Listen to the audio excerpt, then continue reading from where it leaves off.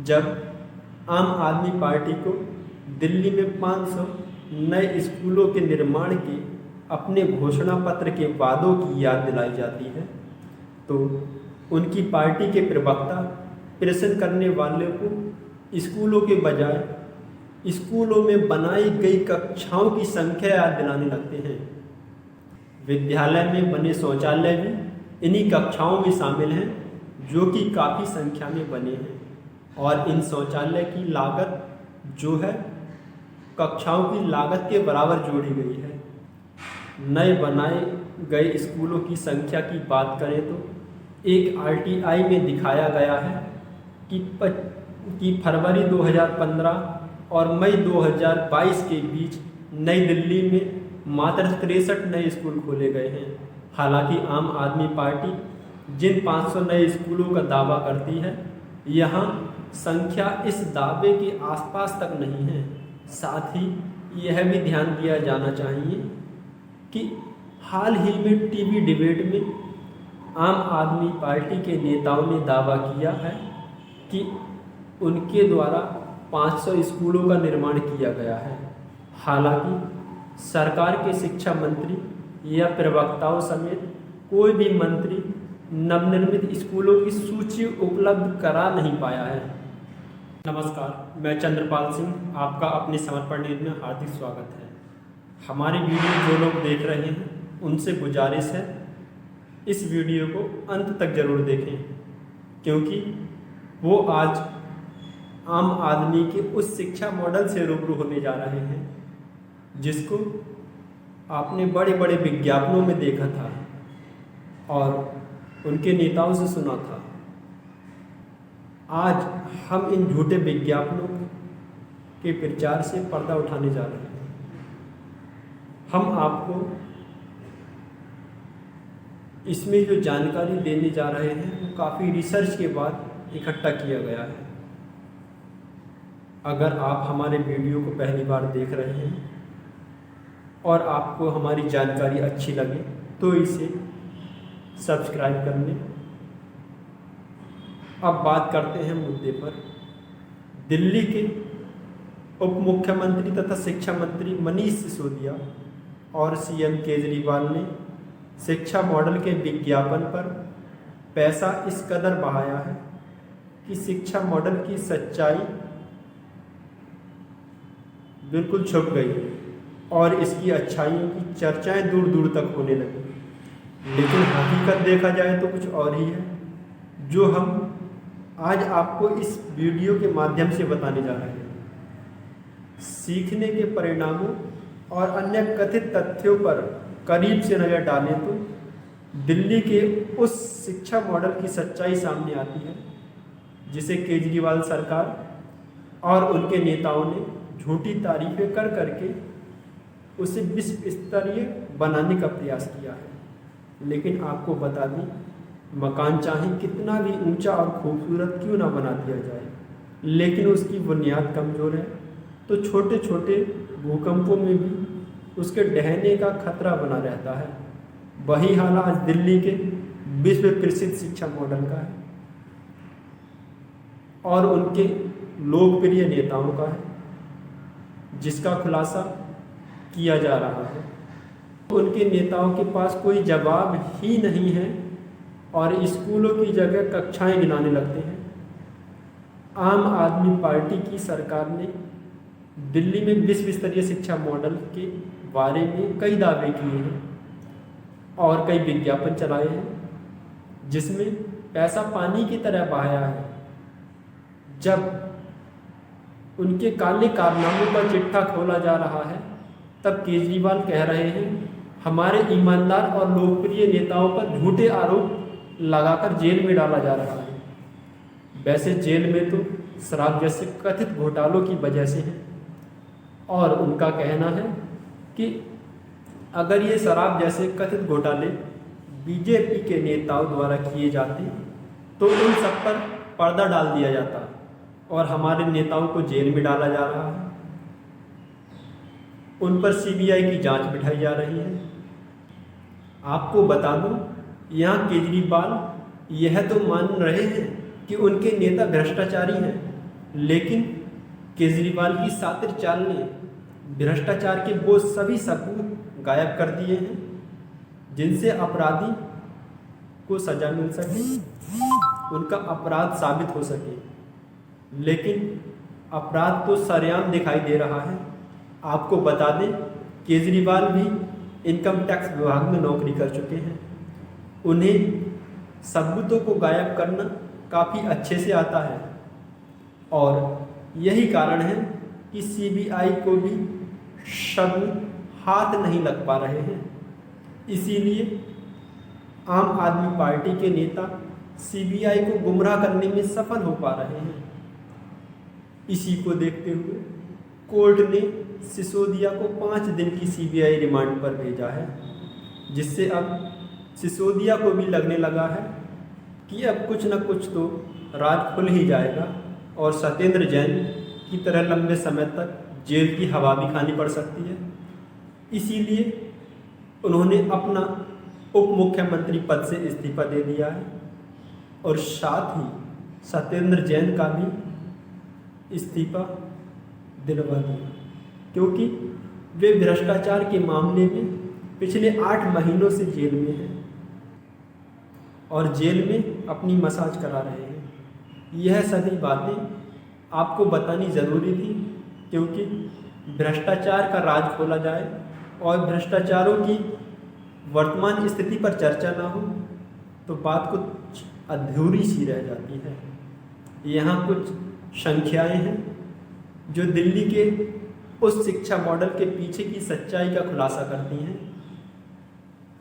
सबसे पहला खुलासा है नए स्कूल बनाम कक्षाएं। जब आम आदमी पार्टी को दिल्ली में 500 नए स्कूलों के निर्माण के अपने घोषणा पत्र के वादों की याद दिलाई जाती है तो उनकी पार्टी के प्रवक्ता प्रश्न करने वालों को स्कूलों के बजाय स्कूलों में बनाई गई कक्षाओं की संख्या याद दिलाने लगते हैं।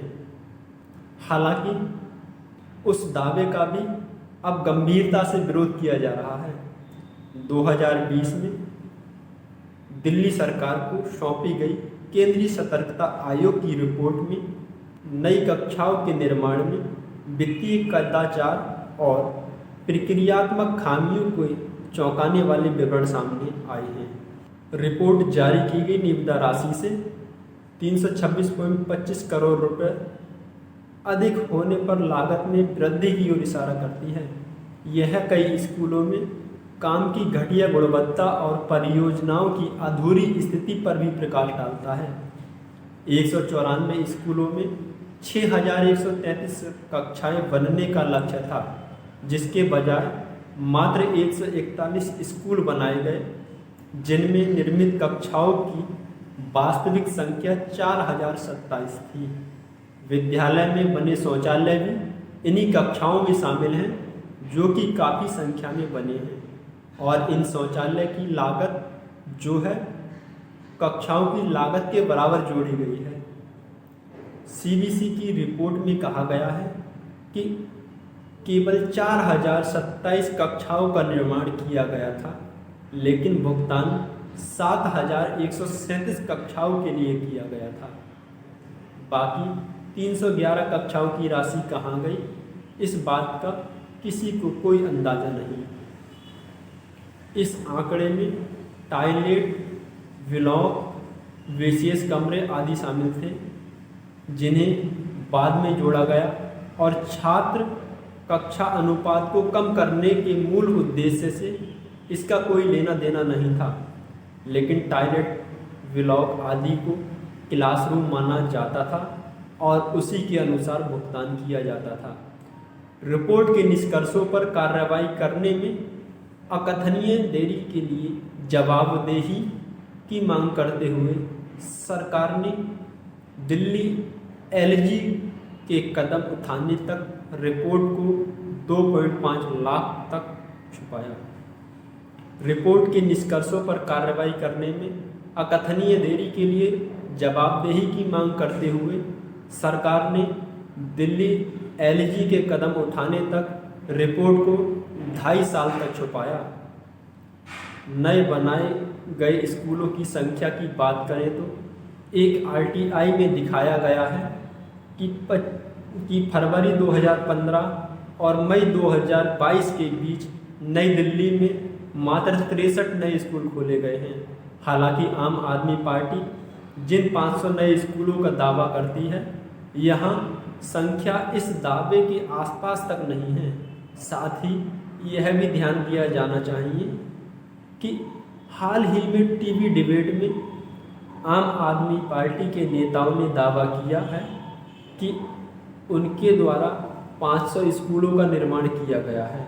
हालांकि सरकार के शिक्षा मंत्री या प्रवक्ताओं समेत कोई भी मंत्री नवनिर्मित स्कूलों की सूची उपलब्ध करा नहीं पाया है। आप जानते हैं कि क्या कहते हैं 10वीं और 12वीं कक्षा के नतीजे? एक छात्र के शैक्षणिक प्रदर्शन में मूल्यांकन करने के लिए 10वीं और 12वीं कक्षा के परिणामों को महत्वपूर्ण माना जाता है। यह परिणाम शिक्षा की समग्र स्थिति के संकेतक भी होते हैं। इन दो पहलुओं में केजरीवाल सरकार का प्रदर्शन सबसे शानदार नहीं रहा है, जैसे कि वे बढ़ चढ़कर दावा करते हैं। देखा जाए तो 2022 में दिल्ली के सरकारी स्कूलों का 10वीं कक्षा का उत्तीर्ण प्रतिशत गिरकर 81% हो गया, जो राष्ट्रीय उत्तीर्ण प्रतिशत 94% से कम है। अगर निजी स्कूलों को देखा जाए तो उनका 96% के साथ प्रदर्शन बेहतर रहा। 2014 के बाद पहली बार दिल्ली के सरकारी स्कूलों में 12वीं कक्षा का उत्तीर्ण प्रतिशत देखा जाए तो 96% रहा था, जो राष्ट्रीय औसत प्रतिशत से अधिक था। लेकिन वहाँ के प्राइवेट स्कूलों के उत्तीर्ण प्रतिशत से कम था। यह प्रदर्शन काफ़ी बेहतर रहा था। लेकिन यह बेहतर प्रदर्शन रहा कैसे, आपको यह भी बता दें। अगर दिल्ली शिक्षा की उच्च ड्राफ्ट दरों की बात करें तो एक श्वेत पत्र में प्रकाशित प्रिया फाउंडेशन द्वारा जारी रिपोर्ट में 2013-14 से 16-17 के बीच के आंकड़ों ने दिल्ली सरकार के स्कूलों की स्थिति को दिखाया है। 2013-14 में 9वीं कक्षा में दाखिला लेने वाले जो छात्र थे, उनमें से 44% छात्र 2016-17 में 12वीं कक्षा में नहीं पहुंच पाए, और जो बचे खुचे छात्र कक्षा 11 में पहुंच भी गए, उनमें से 26% छात्र कक्षा 12 में नहीं पहुंच पाए, जबकि 43% छात्र कक्षा 9 से 10वीं में नहीं पहुंच पाए।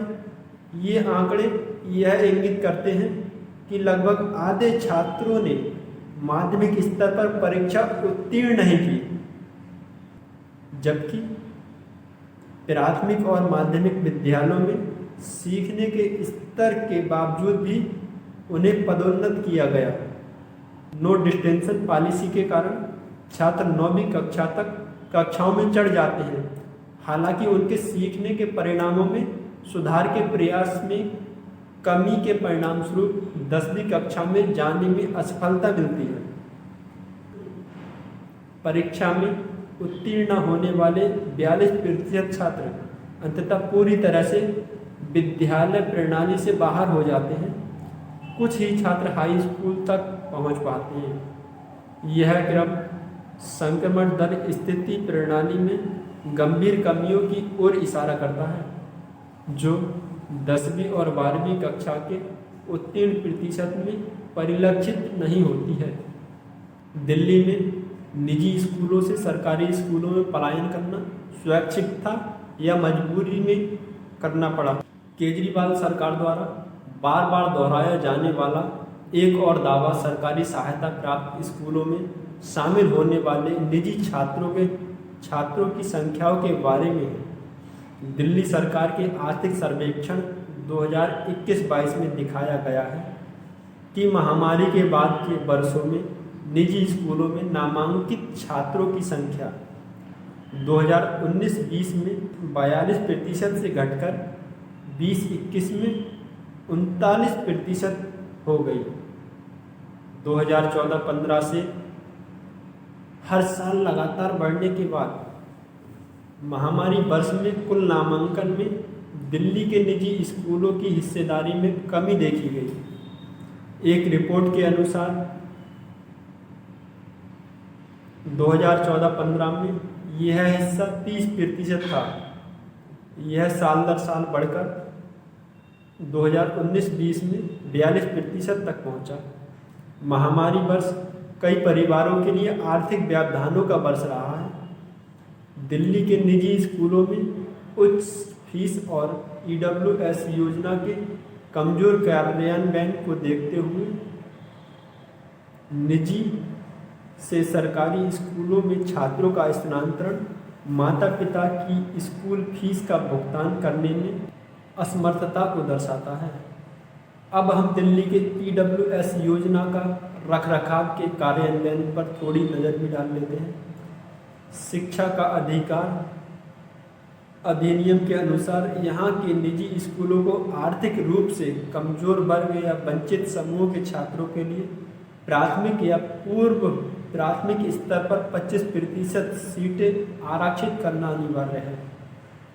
NCPCR की एक रिपोर्ट के अनुसार 2022 में EWS श्रेणी के लिए 40,000 सीटें आवंटित की गई थी, लेकिन केवल 28,000 छात्रों को प्रवेश दिया गया था। कई स्कूलों में EWS श्रेणी के बच्चों को प्रवेश देने से भी मना कर दिया गया। EWS एक आर्थिक रूप से पिछड़ा वर्ग होता है। जिन परिवारों की आय 8 लाख रुपए सालाना से कम होती है, उसे समानता में लाने के लिए सरकार द्वारा 10% आरक्षण दिया जाता है।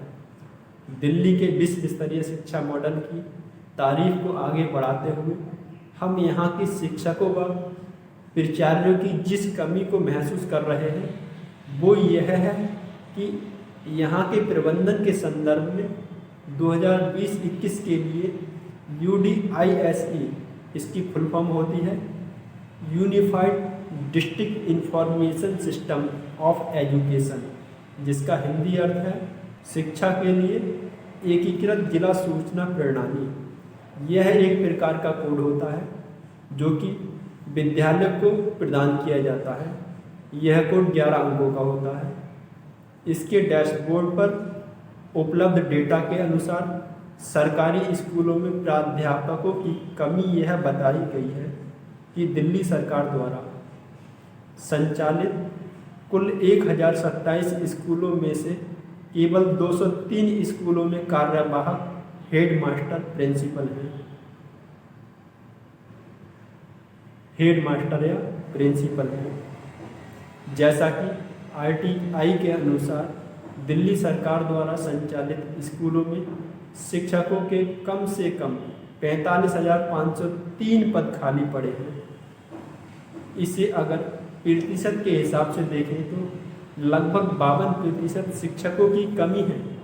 सरकारी स्कूलों में 22,000 अतिथि शिक्षक हैं जो अपनी नौकरी पक्की होने का इंतजार कर रहे हैं।